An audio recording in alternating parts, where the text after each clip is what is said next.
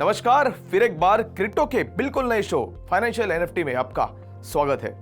मैं हूं आपका दोस्त, आपका होस्ट संदीप कसालकर। आज के इस एपिसोड में हम जानेंगे कि कैसे एनएफटी जो है वो फाइनेंस की दुनिया को बदलने जा रहे हैं। चलिए तो फिर शुरू करते हैं। दोस्तों, साल 2021 में नॉन फंजिबल टोकन्स यानी एनएफटीज का ओवरऑल ट्रेडिंग मार्केट वॉल्यूम बढ़कर $21 बिलियन से भी ज्यादा हो गया है। ऐसे में अब तक हमने weird NFTs, crazy NFTs, viral meme NFTs और एनएफटीज से जुड़े डिजिटल आर्ट्स, स्पोर्ट्स और कलेक्टिबल्स के बारे में बात की है। लेकिन ये तो बस ट्रेलर था, पूरी पिक्चर तो अभी बाकी है मेरे दोस्त। बदलते वक्त के साथ अब एनएफटीज फाइनेंस की दुनिया को बदलने जा रहे हैं, या फिर मुझे इसे डिसेंट्रलाइज्ड फाइनेंस कहना चाहिए। दरअसल एक्सपर्ट्स का मानना है कि फाइनेंशियल एनएफटी जो है वो डिसेंट्रलाइज्ड फाइनेंस को अपनाने की दिशा में ब्रिज का काम कर रहे हैं।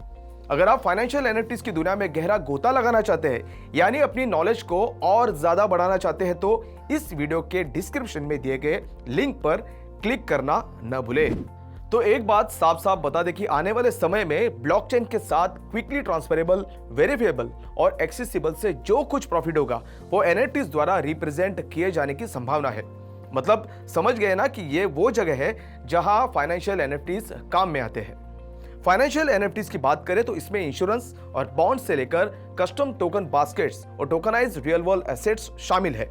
और इस तरह से वो आज की तारीख में एनएफटी टेक्नोलॉजी की दुनिया में मोस्ट वाइडली यूज एप्लीकेशन बनाने की राह पर है।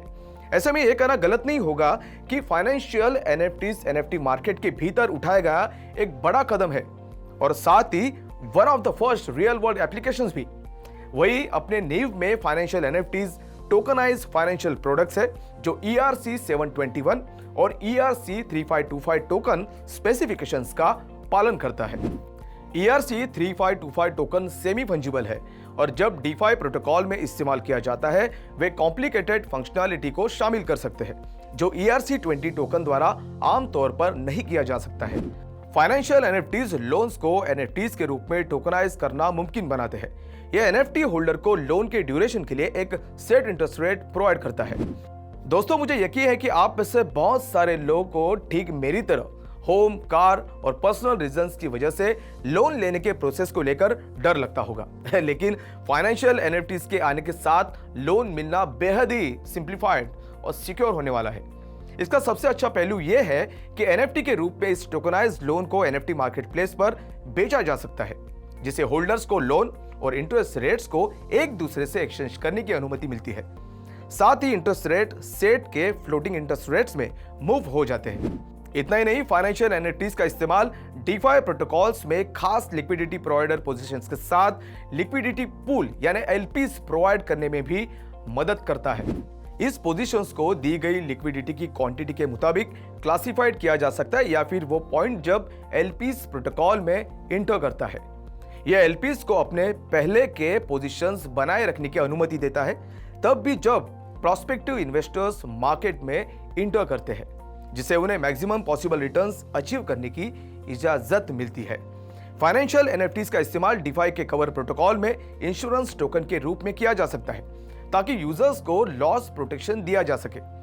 जब हम बड़ी पिक्चर के बारे में सोचते हैं, तब यह साफ होता है कि फाइनेंशियल एनएफटीज DeFi के लॉन्ग स्टैंडिंग इश्यूज का एक सिंपल यानी आसान सा सॉल्यूशन दे सकते हैं। ये फाइनेंशियल एनएफटीज हमें ट्रेडफाई यानी ट्रेडिशनल फाइनेंस के कुछ की फैक्टर्स को लाने में मदद करते हैं, और DeFi में उन्हें बड़ी आसानी से इंटीग्रेट करते हैं।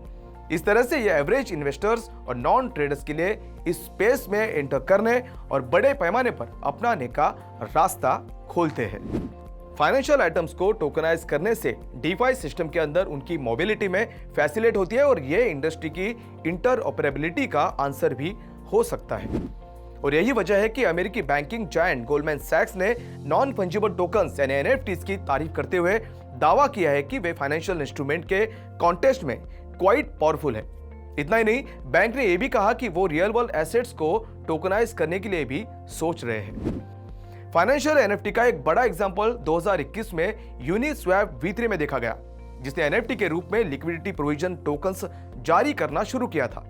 यानी एक सिंगल प्रोटोकॉल से एनएफटी एसेट्स में टोटल $1.3 बिलियन जताया गया था। यूनिस्वैप के अलावा एनएफटीज के फाइनेंशियल रीजन से कई तरह से यूजेस शुरू हो चुके हैं। इसमें नीचे दिए गए कुछ इंपॉर्टेंट यूजेस भी शामिल है। नंबर 1, यन फाइनेंस इंश्योरेंस कॉन्ट्रैक्ट्स की रेडिबल पर एनएफटीज के रूप में मार्केटिंग की जा रही है, जो कि नेक्सस म्यूचुअल द्वारा अंडर रिटन है। Number 2, solve protocol project token transparency और ट्रांसफरेबिलिटी में सुधार के लिए एनएफटीज में इन्वेस्टमेंट कॉन्ट्रैक्ट्स की प्रोग्रामिंग कर रहा है। आपको टोकनाइजेशन का एक और एग्जांपल देते हुए बता दूं कि स्विस फिनटेक कंपनी मॉन्टपेरेलिन दुनिया की पहली कंपनी बन गई है जो टोकन के रूप में ब्लॉकचेन पर अपने शेयर डिजिटल रूप से इशू करती है। ऐसे में यह कहना सेफ है कि आने वाले समय में कंपनी के शेयर से लेकर बॉन्ड्स, रियल एस्टेट या ऐसी कोई भी एसेट जिसे ब्लॉकचेन पर स्मार्ट कॉन्ट्रैक्ट्स के जरिए टोकनाइज, ट्रांसफर्ड, वेरिफिएबल और ट्रेडेबल किया जा सकता है, वो फाइनेंशियल एनएफटीज के हिस्से के रूप में डीफाई और ट्रेडफाई के साथ इंटीग्रेट होने जा रहा है। तो उन सभी लोगों के लिए जिन्होंने सोचा या कहा है कि एनएफटीज सिर्फ अमीरों के लिए है या ये सिर्फ एक जुनून या फिर T shirt of the week है, तो खास करके उन लोगों के लिए मेरे पास एक बड़ी न्यूज है। NFTs are here to stay, इसलिए आप बेहतर तरीके से ध्यान दें कि एनएफटीज सेंट्रलाइज और डिसेंट्रलाइज फाइनेंस की दुनिया में रिवॉल्यूशन लाने जा रहे हैं। ऐसे में हाल के लिए इतना ही। ऐसी ही एनएफटीज और अन्य खबरों के लिए बने रहे हमारे साथ। मैं संदीप कसलकर फिलहाल आपसे विदा लेता हूं।